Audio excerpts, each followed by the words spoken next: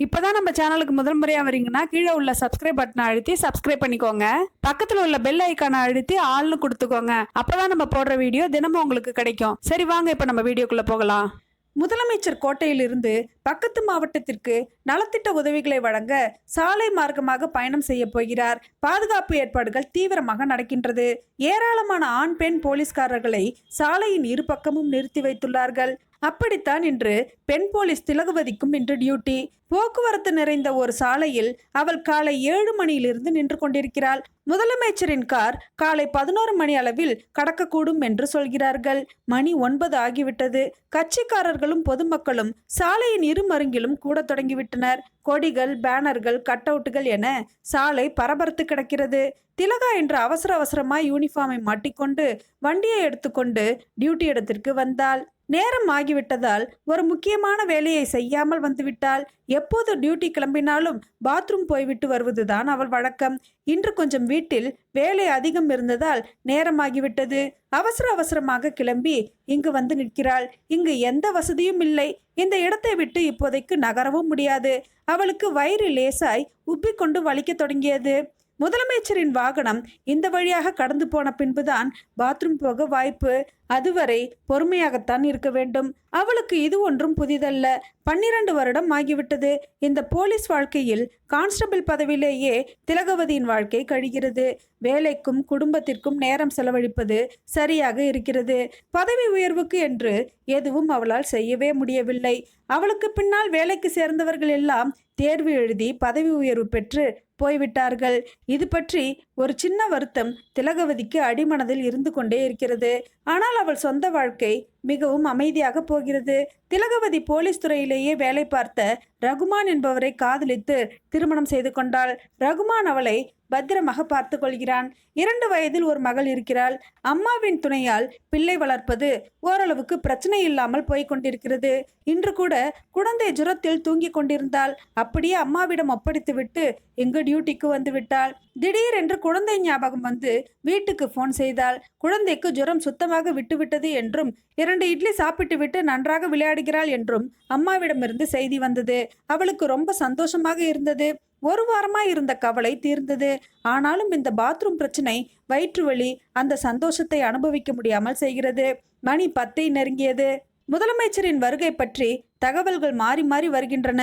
இருந்தாலும் அதிகாரிகள் ஜாக்கிரதையாக இருக்கும்படி அறிவுறுத்தி கொண்டே இருந்தார்கள். திலகவதிக்கு எப்படா இந்த டியூட்டி முடியும் என்று இருந்தது. திலகவதியின் கணவன் போன் செய்தான். மீண்டும் ஒரு நல்ல செய்தி. அவள் கணவன் கடந்த 1 மாதமாக ஒரு துறை ரீதியான பிரச்சனையில் பணியிடை நீக்கம் செய்யப்பட்டு மிகவும் மன உளைச்சலில் இருந்து கொண்டான். செய்யாத தவறுக்கு கிடைத்த தண்டனையால் மிகவும் நொந்து போயிருந்தான். திலகாவுக்கும் இது பெரும் யோசனையாகவே இருந்து கொண்டிருந்தது. இன்று அந்த வழக்கு முடிவுக்கு வந்து ரகுமான் மீது தவறில்லை என்று தீர்ப்பாகி அவனை மீண்டும் பணியில் சேர உத்தரவு பிறப்பிக்கப்பட்டது. அந்த செய்தியை அவளுக்கு அவன் போனில் மிகவும் உற்சாகமாக சொல்லி கொண்டிருந்தான். அவளுக்கும் இரட்டிப்பு மகிழ்ச்சி இருந்தும் இந்த சந்தோஷத்தையும் அனுபவிக்க முடியவில்லை.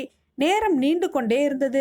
முதலமைச்சர் மீட்டிங் முடிந்து கோட்டையிலிருந்து கிளம்பி விட்டதாகவும் சரியாக 1 மணிக்கு இந்த சாலையை கடந்து விடுவார் என்றும் சொன்னார்கள்.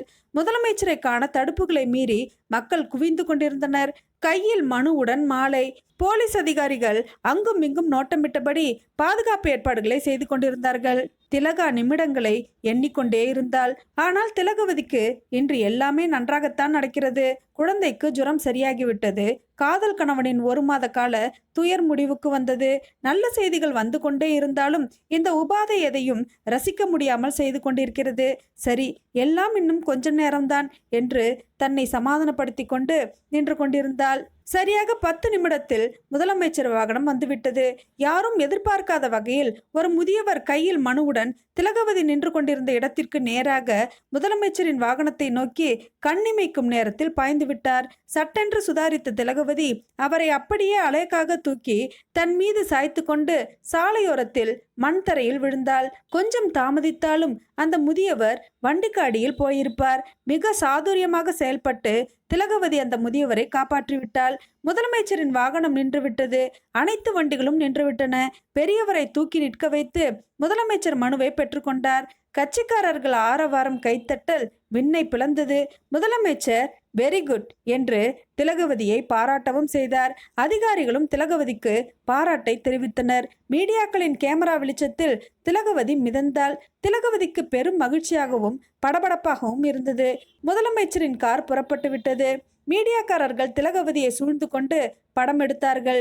இந்த தருணத்தையும் அவளால் ரசிக்க முடியவில்லை. வயிற்று வலி முகத்தில் தெரிந்தது. ஒரு வழியாக அங்கிருந்து கிளம்பி வீட்டுக்கு வந்தாள். குழந்தை விளையாடி கொண்டிருந்தது. 2 வயது ஆகிவிட்டது, இன்னமும் ஜட்டியிலேயே பாத்ரூம் போகிறாள் என்று அம்மா கம்ப்ளைண்ட் செய்தாள்.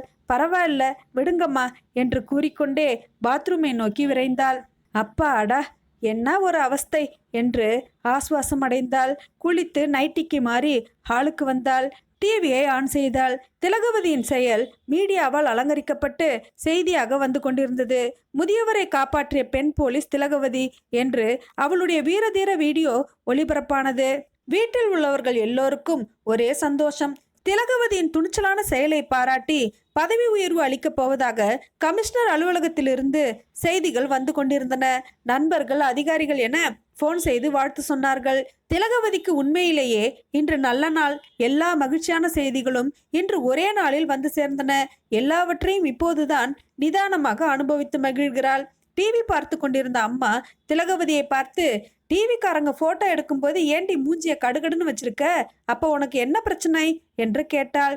ஒன்றும் இல்லம்மா என்று சிரித்து கொண்டே பாத்ரூம் போனதால் நனைந்த குழந்தையின் ஜட்டியை மாற்றிக்கொண்டிருந்தாள் திலகவதி. நமக்கு கிடைக்கப்பெறும் மிகப்பெரிய வெற்றிகள் அனைத்துமே மிகப்பெரிய சோதனைகளுக்கு பிறகுதான் நமக்கு கிடைக்கின்றன. இந்த கதையை பற்றின உங்களுடைய கருத்துக்களை கமெண்ட் பாக்ஸில் எழுதுங்க. இந்த கதை உங்களுக்கு நிச்சயம் பிடிச்சிருக்குன்னு நினைக்கிறேன். இந்த கதை பிடிச்சிருந்தா லைக் பண்ணுங்க. மேலும் இது போன்ற கதைகளை கேட்க நமது கதைகளின் ராணி சேனலை சப்ஸ்கிரைப் பண்ணிக்கோங்க.